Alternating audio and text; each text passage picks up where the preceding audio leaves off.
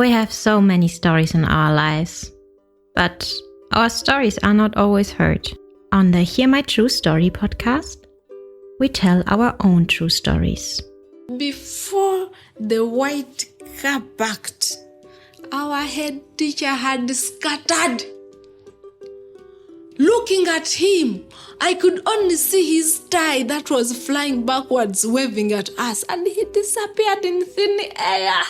I want to share my life story. I want to share my voice with the people because I know that just a small joke I can tell through this podcast, it will make someone smile. When you ask me what I fear most in life, I would definitely respond to you and say it's fear itself. We are fighting for togetherness. We are fighting for equal rights. We are fighting to end injustice. You don't have to be a storyteller or writer because, guess what? Life writes the best stories. Hear my true story. This is your favorite time of the week with your number one podcast. Hear my true story.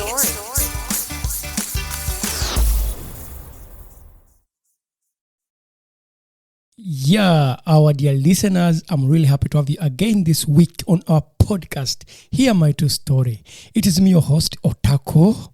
Yeah, I'm really excited. I have a wonderful guest this week, and we are really, really happy to have you here. And yeah, I don't know, our dear listeners, just stay tuned to our podcast and we'll get to know what are we going to talk about. What is the topic this time? What stories are we sharing? Just as you know, Hear My True Story, we share personal stories, personal experiences, from our wonderful guests. And this time we have a wonderful guest that we have this week. This week's special guest on your favorite podcast. Hear my true story. Yeah, so do you like my jingles? Yes, they are amazing. Yeah. Yes, indeed. Yeah. I'm quite, it's impressive. Yeah, I'm not really old in podcasting. It's just like now almost a year. Mm-hmm. And I find myself being the producer of the podcast, at the same time trying to find all these jingles, what makes really feel nice to the ears of the listeners. And I try to really do everything. Yeah, as you see, this is a simple studio of mine. Yeah, it is the living room with a table, with a studio around. So so you are welcome to our podcast, Hear My True Story. And I'm really excited to have you. Yeah. So our dear listeners, I would like you to really be attentive this time. So our dear guest, can you please maybe introduce yourself to our dear listeners so that they get to know who is today on the podcast? Yeah. Yes, of course, I can do that. My name is Rebecca, or my friends call me Bex.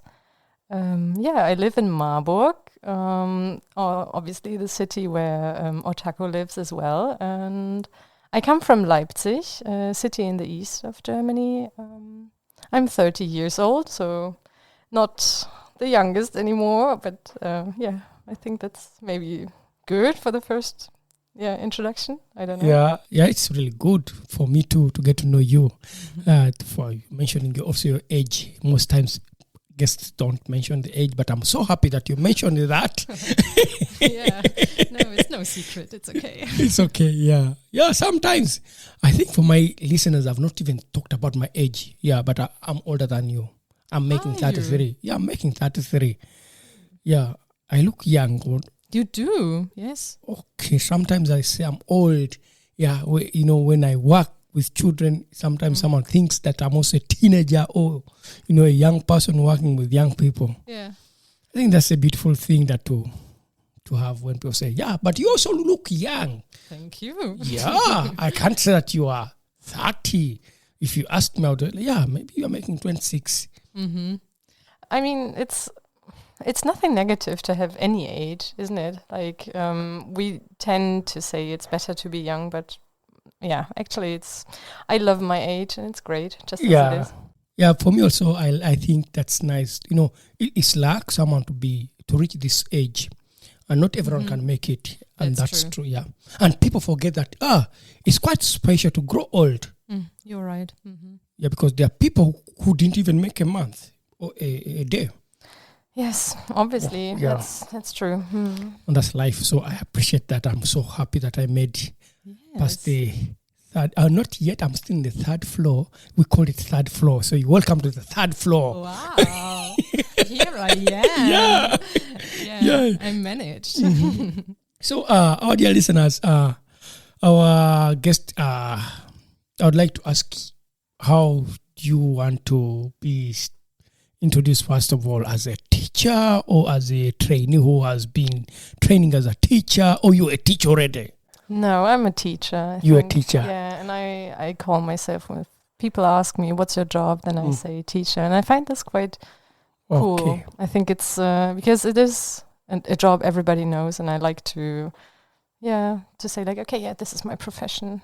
So I want to just ask for our dear listeners to get to understand your personal story. What is the story behind you choosing to train, to become a teacher professionally?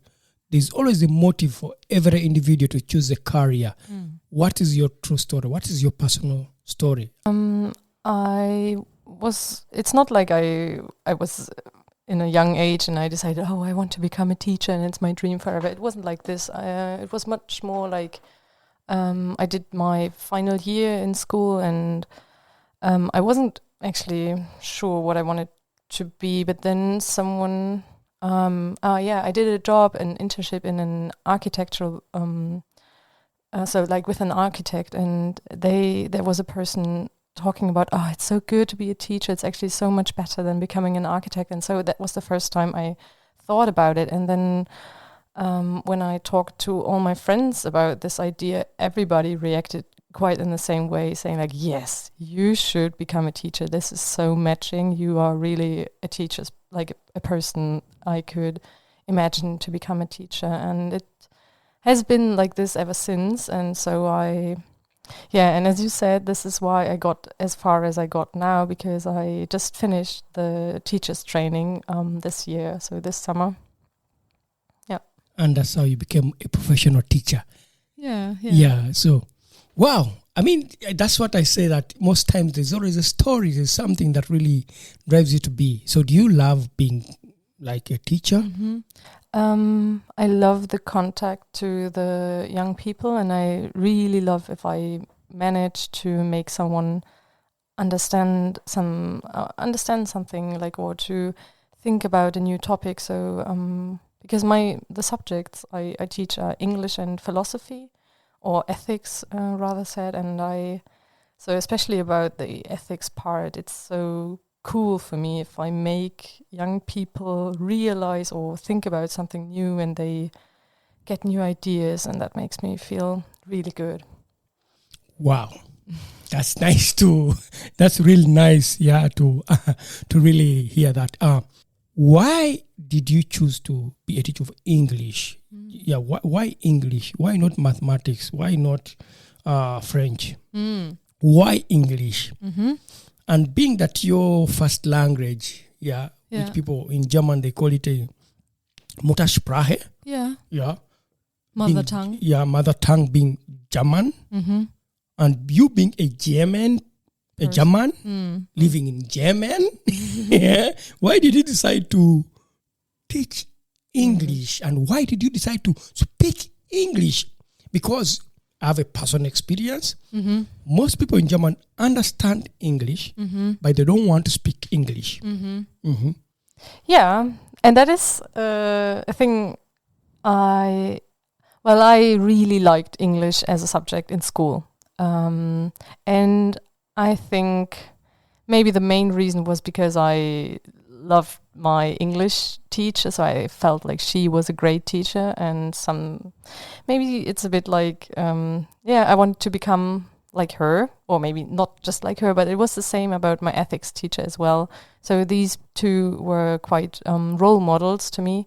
And at the same time, I felt like, okay, I'm really good at these two subjects, and they are quite a passion of something I I would like to read about it by myself without any job or anything around it. So I don't have really good knowledge about mathematics, or I wasn't really good at French, and so that's why I wouldn't choose these two.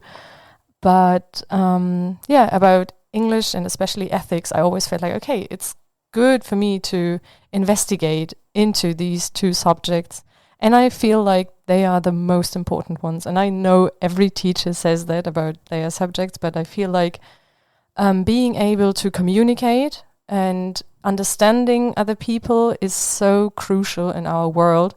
And in order to solve like environmental problems, for example, we need the ability to communicate with others. And as English is the language spoken mostly in the world, or spoken by most people and understood by most people, it is so crucial to be able to understand or like to speak English. And so I felt like it is just extremely important to have this knowledge. And I felt like I want to give this knowledge to people.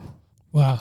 It's really nice. What I picked from your conversation is that teacher that really inspired you. Do you have a story, a personal story that you relate to that teacher? What made you that day and said, wow, I like this teacher. I mean, I think I should do English. Do you have anything you remember about this English teacher?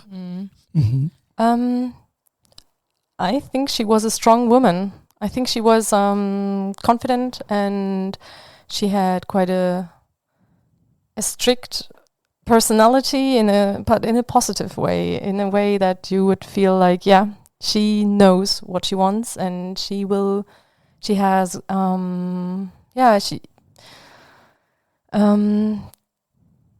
really gave people a feeling of, okay, if you work hard, then you will achieve something, and I want you to get there. And I think this is what was great about her.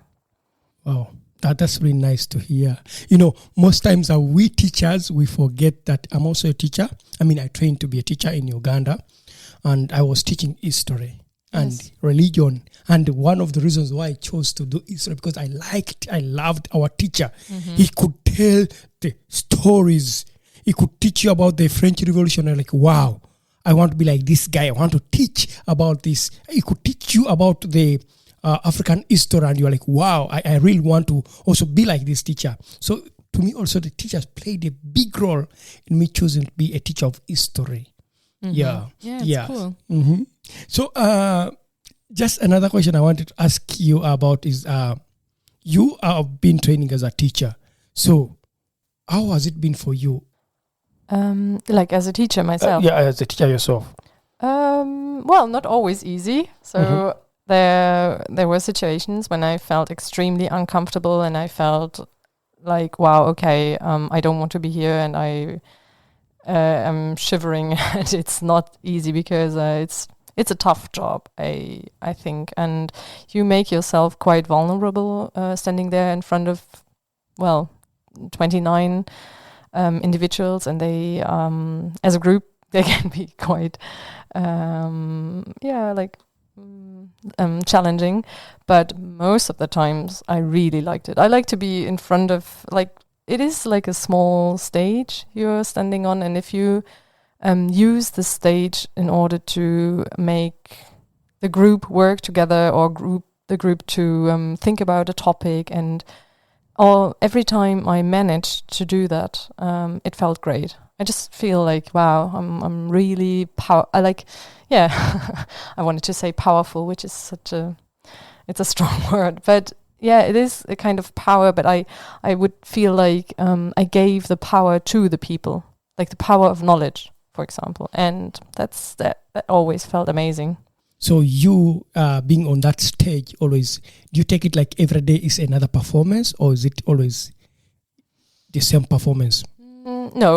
No, and I don't know if it's, it sounded like it's a performance, but it's my natural behavior. I would rather say I am, if we live, we perform, one could say, but in this sense,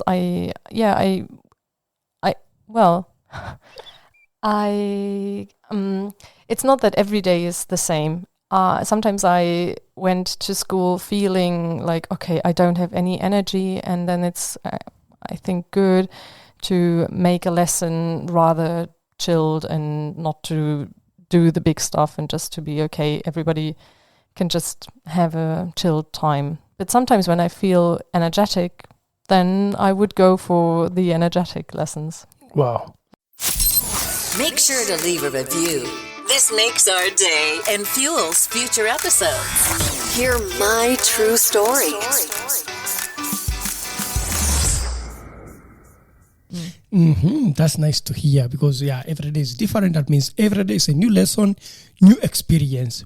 Wow. So I just wanted to ask another question, as in what does someone need to do to become a teacher here in German? What does it take? Yeah. Where is the difficult part? Where is the easiest part? Let me say, Otako. I say, now, instead of being a pre-educator, I want to be now a teacher in German. It is one of the highest educational paths you can actually take, so it takes a lot. You have to take your A-levels, so you have to get the highest degree from your school education. You have to get a certain, grade within it. Then you have to choose a university, and they have to let you start there, start studying, which they will do if you have the necessary grade. Then you study for around 4 to 5 years. I took longer because I really enjoyed this part. So others felt like this was hard and they hated it, but I felt like it's great. You get knowledge. I see it's again about just making yourself realize new things, getting new knowledge, thinking about stuff you just like and you like to think about. So therefore it was, for me, it was a great part. And I took a gap year as well. I went to England for 1 year in between, which was necessary. Well, it wasn't necessary, but it's good, obviously, I've been to England, or to an English-speaking country. It improved my English. So therefore it was good. And I taught there as well, which was helpful as well. And then you have to do some internships during the time. So you have to go to schools and sit there in the back and watch others. But the main part of this university career is quite theoretical. And I feel like this is what a lot of people tend to hate as well. So they feel like, okay, it's not really useful what I'm learning here because I don't know where I can actually make use of it. And after that, you have to go to a teacher's training, which will take, depending on the federal state you live in, but here in Hessen, it takes 21 months. And during this time, you are at a certain, at one specific school. You go there every day during the week and you teach.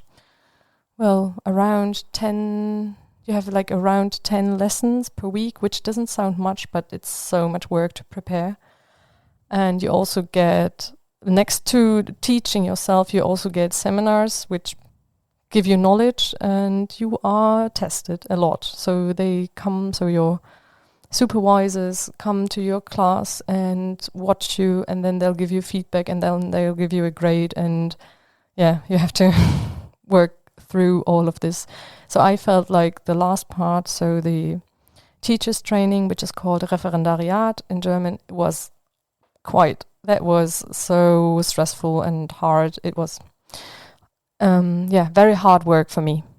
I've read about it. I've also heard from friends that most teachers give up from this training after 5 years of being in the university where you are learning, and then you come to the 21 month of training, and then people drop out.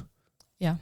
I mean, what really makes someone drop out from this 21 month after 5 years of focusing on being a teacher? Different reasons. I had one person dropping out because she said she would not want to be a teacher in this system because they realized that the school system is just not what they want to. Yeah, they don't like the grading. They don't like that it's so strict, and you don't really have any freedom to be yourself. You cannot really talk to the students. The students feel like you are their enemy. So I can quite understand that this is the reason. But for me, it was much more that the system of the training was not good in my eyes, because I wasn't. They wouldn't act like I studied. I had studied for 5 years, but they treated me as if I was as if I had no idea and I don't know anything. And I feel like it would be so much better if they gave me the feeling of like, yes, you know a lot, and now we want to help you to become the teacher you want to become. So, and it sounds quite logical to me to do that, but during that time it felt much more like they wanted me to become a teacher they want to see, or a teacher which is in their eyes a good teacher. And so I had lessons when afterwards, I taught a grade class 7 some grammatical stuff, and I had fun. The kids had fun, so I felt like, wow, this lesson was great. I mean, can you imagine having a grammar lesson and having fun during that? I felt like, wow, this was such a good job. But my educators didn't feel like this. They had so much to say, no, it wasn't good at this point, and at that point you have to improve, and also this and that is not good enough. And so it's such a constant critique you are working on, and that is it's quite horrible, I would say. Yeah, but I'm really happy that you concluded and finished it. Yes, me too. That's the good thing about it. Yeah. But now, because since it's old, that means that there are teachers who really want to change this kind of training system. Or are they not there? Teachers who are willing to say, yeah, we understand someone comes to train for 21 months, they have knowledge, they have gathered experience. So why do we take them? Is this an individual thing from the supervisor or from the teachers who are guiding you? Or is it something that the system wants to push people out to not become a teacher? I think it is not something personal, because I know of so many people from all over Germany. So they went through the different systems that we have. So even though it is all called the same, every federal state does it a little bit differently. But everybody I know said that it was horrible. It doesn't matter if it was a person who's not such a character as I am, and doesn't matter if they had different supervisors. So that's why I would say no, there's a problem in the system, and it doesn't make sense to say they want to push people out, but maybe it's this logic of you have to be extremely strong, and if you can survive this, then you are ready to become a teacher, which doesn't make sense, because why don't we take the ones who are motivated to become teachers and we make them stronger? But like it is now, you make them weaker, and then you start to become a teacher and you're like, okay, I actually have to kind of puzzle myself, to put myself together again after this time. Yeah, I understand that. And that's what I think maybe they really want to break you. The system breaks you to fit in their system of work, and then they let you to go on. Because teacher, you deal with so many social activities that are happening around the child, the children, the school, the parents, the other offices that surround around with the education system. So if you're not that strong, so they kill your emotional attachment to students or what? I don't know. It's a bit like this. I feel like they want to, well, I don't know if they would call it like this, but I spoke to one leader of the system, and he said, but actually it's important that in order to become, like, because the, how do you call it, like what you gain at the end, the zweite Staatsexamen, this is such a big honor. You mean the certificate that you get as a qualified teacher by the state. And it cannot be that it's easy to get that. It's like, it still doesn't make sense to me. Then I think they are really, they need more to know. That's why there's a lack of teachers in German. Definitely. And not just teachers, also I'm training also to become a pre-educator in German. Yeah. But also there's lack. But I realize it's also difficult to get into the schools for this training as pre-educators for people. I mean, there's so much that is demanded for you to have to reach there. Yeah. I guess it won't take long, and then they have to change it because teachers are becoming older and older, and then there will be such a huge gap, and as you said, there's so many teachers missing now already. They will have to change it. Yeah, and there are so many young people who have trained to become teachers, and they're not teaching at the end of the day. Yeah. I get that. So anyway, you talked about going to England and teaching in England. Yeah. I can just say your English is not having a German accent. Yeah. So that's really good to know. Someone always pay attention to the accent. Me, I failed that because my English has accent from my mother tongue, which is Lusoga. So I really have, I speak sometimes and I'm like, okay, did they get me what I'm saying? Yeah. So that's nice to hear. So how was your experience? What do you remember about this time when you were in England teaching? What is the difference between England teaching and the German teaching? I was a teaching assistant, and I taught German to English-speaking kids, and it was at a private school. So I saw, I got in touch with the upper class. So I would say this is one of them. Yeah, we have private schools in Germany as well, but maybe not as many.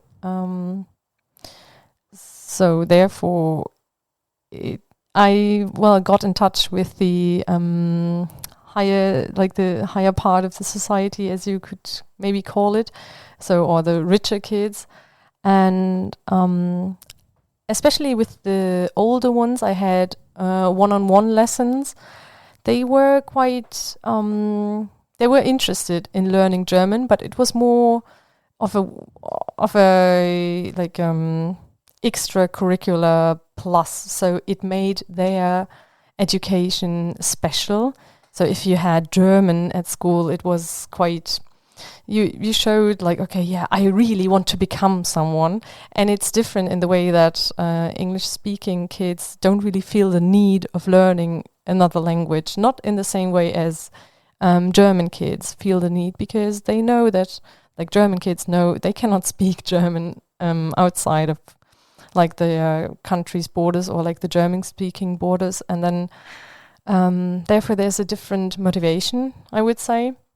But still, they were it was a more you could call it more stiff and well-educated area where I liked the teaching in the school, so I always had to wear clothes that were extremely nice. There was a different standard of what you would wear to school. Obviously, the kids in school would wear uniforms, and so therefore, I think this was what comes to my mind first about what is different. Okay, I can see that. I think I can relate with the England teaching system because I'm from Uganda, and Uganda is a colony for the British. And guess what? These British people brought their education system in Uganda. Yeah, where you have to learn English. Me, English is not my first language. It's not my mother tongue. Mm-hmm. But to learn English, I was punished. Always, if you don't get good marks, the teacher beats you up. Serious beating, not just talking about. When you speak your mother tongue, they punish you for speaking your mother tongue. Wow. Can you imagine how the colonialists came to Uganda and they told all the Ugandans, your mother tongue is not good. Speak English. We need you to speak English because we have made English the official language. So teachers were trained to punish children who don't speak well good English. And it's so good that you say this, because it's so important to realize how different language learning can be. So I said, like, okay, you either don't feel the need or you are motivated because you feel like it's good, but being punished, or like to be like, even that, did they hit you? Like, I mean, for me as a child, when I was learning English, I was always punished because I didn't have a choice. It was a must. You have to learn English. Wow. And if you don't pass it, you don't go to the next class because it's the official language. And for you to get anything, even employment, they look at your English. But do you know what? There was no one who was being taught their mother tongue. Not because it's not part of the system. That's horrible. You get that? Up to date. People are not taught their mother tongue. They are taught English. So I was always beaten to learn English. To learn a new language, for example, French or German, it was like your choice you can make. Oh, wow. But English was the must. Yeah, I see. And we had teachers, because I trained as a teacher. So you had to pass English to become a teacher of any other subjects. So when I chose to become a teacher of history, also there was a need to have a dress code, just like you mentioned in England. Yeah. We used to have a dress code for teachers. You have to be smart. You don't wear sneakers in class. You have to wear long-sleeved shirt, or you have to always push in your shirt in the trouser, and like you don't have to have dreads. I have dreadlocks right now. Yeah. You need to cut off your hair. You don't need to have your hair. Yeah, This is how I was trained to be a teacher. And I trained 3 years, and then like 3 months of practice. And then after that, I teach. It was not so difficult like yours. Yeah. But I just didn't like, I left teaching to go for theater because I hated the system. Definitely. Of beating children to learn English. Yeah. So it was the same. They broke you so that you can break the kids. It's horrible. It's such a circle. Yeah, so it is something that I didn't like. And that's when you say that the English children don't see a need to learn another language. This I understand. We have so many white people who come from England or maybe the US who speak English. When they reach in Uganda, they don't see a need of learning a Ugandan language. Then you find someone who came to Uganda speaking the German language. They learn English and they have to perfect English in Uganda. And sometimes some others push themselves to learn the local language. But most times, with the experience of the people I know, maybe someone listen to this podcast, they don't push energy to learn the language from the Ugandan, one of the languages from the Ugandan country, or from the country of Uganda. They don't push to learn because they don't see the need. And this is because of the colonial history. Definitely. And what it makes me realize is, because I feel like a lot of German people would feel like, oh yeah, colonialism, that was a long time ago, and now like even all the African countries, they are free, but your story shows that this is not the case. Yeah. And that's why you see that here in German, someone will have to learn language because they need to speak English when they come to a country like Uganda, because it's a colony. And most colonies that were for German, we are taken away, either given to the English people or it was given to the French people. You get that? So when you go in Africa, you find there are few African countries that speak German. Because most of these colonies were taken away after the First World War. I think after the First World War, if I remember my history. Yeah, it was like a punishment. Was it after the First World War or Second World War? I don't know. But our listeners maybe can put a comment for me to really get back my history. I need to revise it. But it was a punishment to the Germans. Their colonies were taken away. And that's why there's someone says, even in Uganda, I didn't say need to learn German. I just found myself learning German because I got the connection with German. Yeah, because my wife, she's German. Yeah. So I have to learn the language. Yeah, to be able to communicate. Yeah, this is your motivation. Yeah. Yeah. So I think every language is really important for communication. Make sure to follow us on Twitter. Hear my true story.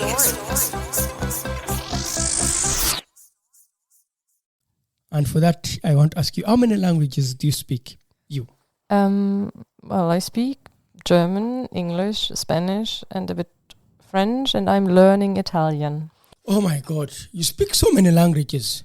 Yeah, this is actually the same reaction I got when I was in England. Everybody was like, "Oh my gosh, this is so much!" But well, I feel like for a German person, it's just the standard, maybe. I don't think so. That it's the standard, because maybe you are lucky. You are good at getting new languages.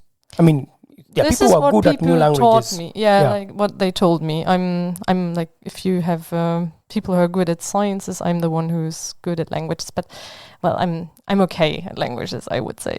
Yeah, we had someone who told us. I heard from someone that when someone speaks so many languages, their brains always exercise switching from one language to another language to another language. So the brain is more active even at the old age because of that. Oh, well, we'll see. Yeah.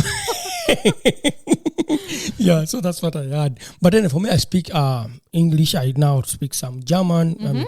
I was trying to learn French in my school time, but the teacher always punished us for not speaking good French, so I lost motivation. Yeah. It was a choice to learn French or not, but since the teacher is punishing me, so I left French. Yeah, makes sense. Then I was given a chance to learn Italian. You know, I acted a play that was from a book from an Italian writer, Pinocchio. You know Pinocchio? I know Pinocchio. So I acted as Pinocchio. And then as the embassy, the Italian embassy in Uganda said, okay, Pinocchio, you did a good job. So we will offer you a language lesson for learning Italian. I was like, okay, why do I have to learn Italian now in Uganda? I don't know. No connection. No connection. Yeah. I mean, because traveling is not easy for people in Africa. Yeah. Because of the transport system, but also because of the economy. So when you don't have the hope of traveling to Italy, why do you learn the language? Yeah, definitely. I mean, I'm now motivated to learn Italian because my girlfriend has some like Italian roots. Her father is from Italy, and that's why I have the same motivation as like for you to learn German. But obviously now you live in Germany, so that makes a lot more sense for you now to learn German. But this is like the one. No, it's a natural motivation. Yeah, it's a natural motivation, and one love is one of the natural motivations to learn so many things. Yes, yeah. it so, is. So people who love to travel will learn the language. If you get your girlfriend or boyfriend or wife or husband, you get them from wherever they come from. Yeah. You try to learn the language. Yeah. As sign of love. I give myself to you. I learn the language. Definitely. Yeah. So I send your greetings to your girlfriend. Thank you. Yeah. She motivated you to learn Italian. Yes, amore. I don't know how people greet in Italian. Maybe I would have to learn. How do people say, greet or say hello in Italian? Ciao. Ciao. Ciao. Sì. Wow. Buongiorno. Like, this is as much as I know. Yeah. I'm not that far yet. But I like learning new languages. So what's the experience of learning a new language? What's your personal experience of learning a new language? Is it hard? Is it simple? It is hard if they are similar to each other, I would say, because now I feel like the Italian I'm learning is fighting with the Spanish in my head. You know, like as if they are quite in the same area of my brain and they are fighting who is getting the place. And I had this experience when I was in Spain, because after school I lived for half a year in Spain and I learned Spanish by living there. And I had French in advance in school. And there was a situation when I wanted to say something in French. And I asked my brain, okay, so give me what is, I don't know what the sentence was in French. And my brain gave me a sentence and I said it. And then I realized, but this sounds like the Spanish version. And then I realized my brain had given me the sentence I wanted to say in Spanish, even though I wanted to say it in French. So I felt like my brain was mixing it up. And that is, I guess, because these languages are so similar. And that's why my brain kind of mixed them up. And yeah, I don't know if you have the same experience, like you ask your brain in a way of like, okay, give me the vocabulary of this and that word. I mean, for English, it's not the same anymore. Obviously, I'm just speaking. I'm not really always asking my brain now. But for the languages, I'm not that fluent. I feel like this is the process. And yeah. I mean, for me, for example, I'm learning German. Yeah. I've really tried myself to learn the language, but sometimes I get lost because I forget my English and I end up speaking German English. Yeah, where I just do a direct translation that also sometimes gives me a hard time. But also the German language is so hard to really, because I find it different from English exactly. Yeah, because for example, in German, there are a lot of these der, das, which in English is not exist. There, yeah. You just say or a bus, a car, a what, without genderalizing the words. And in German, is genderalizing. I find that difficult. Definitely. I lose my English when I learn German. So I'm losing my English because of learning German. I'm sorry. Otaku's English. We're sorry you're lost. Yeah, so sometimes I lose my English because of learning German. Yeah, and for that, because of time, I don't want to push on further with asking so much questions. So, I mean, what would you, as a person, advise someone who would like to learn more than one language? For example, a German person wanting to learn English, what would you advise them if they want? Or maybe an English person wanting to learn German. From your experience, what would you advise them? Use the different ways. So, for example, we have speaking, listening, and also writing and reading, and try to use as many ways as possible. So, write down the words yourselves and make lists, or just use or find your own way. So, for example, some people they learn a lot by listening. And well, if you take it, for example, the way how kids learn a new language, they are just babbling a lot. And I think this is what makes it, what is a good practice. Listen to mother speakers and then just kind of get into the rhythm and like kind of repeat what they say. And that is, I think, good for our brain. So that is how you get used to all the sounds, and then write it down and read and like listen to, or while watching films, always have subtitles in the same language. So that is like, I think, what I could say as advice. Yeah, thank you. That's a nice advice. I think I've had this, most people telling me to learn German, to hear more German, to listen to more German, watch movies in German, subtitles in German, and it has improved. I listen to German news more than my wife, and sometimes I talk about issues that are happening, and she's like, okay, I had that in German TV, and it's already playing in my head. And the children, because I work with children, the children tell me, Otako, that's not how you say. You said mushte, no, mokte. That was not right. You said there's a time when I was reading a book for a child, and the child said, Otako, du hat schon gesagt, aber es ist schon. And I took it in a very positive way. Oh, that's children beautiful. are one of my best teachers in German nowadays. Perfect. I listen to them talk, and I'm like, I'm going to speak better next time. Cool. And also I don't take it as negative if I'm not speaking well the language. I take it as a positive thing. That's how I manage. That's good. So as a teacher, do you have any favorite moment that you would never forget in your career of teaching? The one thing that comes to my mind is that I had ethics class. They were quite older aged, so 11th grade. So I think they're around 17 years, or 16 and 17 years. And we talked about many subjects. And when I talked to them about gender stereotypes, I felt like they became extremely alive.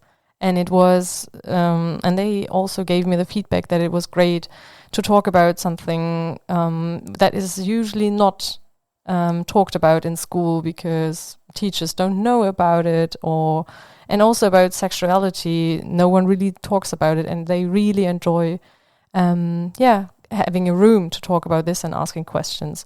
And within this, one student called me eine Ehrenfrau. So he said like, oh, Frau Schmidt, Sie sind wirklich eine Ehrenfrau, which means in English like you are a woman of honor. And it's a very colloquial way with like around youngsters. So everything's got to do with honor. So you are, you have honor, you don't have it. It's quite a thing around them. And so that he gave me this was quite a huge compliment. And I took it as one, and that was really nice. Like if you hear them not only saying it in like the language you have to use in school, like a more formal one, but if they use their own language to give you a compliment, I think that is great. Yeah, that's nice to hear. Yeah. I think it's a beautiful feedback. That's what I would say. Yeah. So you have a lot to do as a teacher regarding that topic and that topic of genderizing and sexuality. Yeah. It's not, I didn't talk about it a lot because it is still a topic that you are not supposed to talk about. It's not forbidden, but there is no specific time. So we have the time.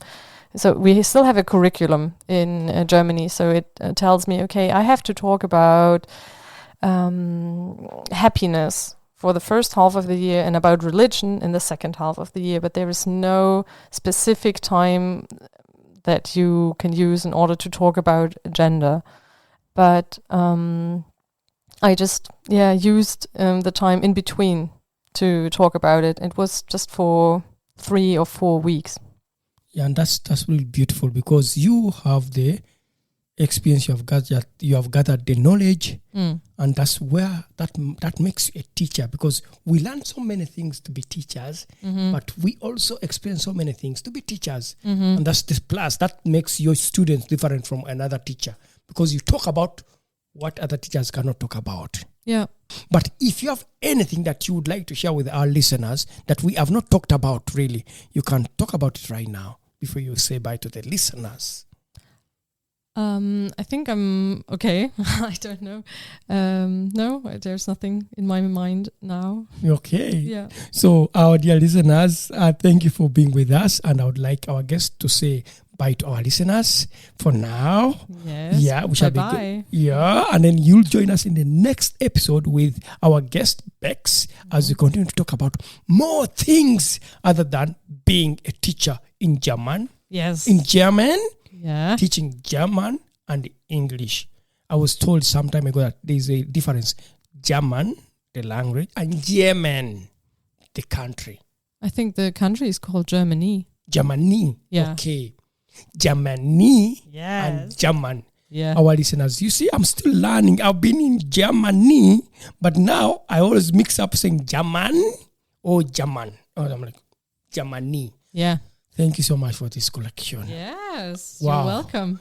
All the time I was saying a wrong word on this podcast, and not even the listeners writing me something that, oh, Otako is supposed to be called Germany. Well, dear listeners, stay tuned and help Otako. Yeah. Thank you so much, our listeners, and I'd like to say bye for now. Yes. Bye-bye. We not only have voices for a podcast, but also faces for YouTube. Don't miss your next episode. Hear my true story.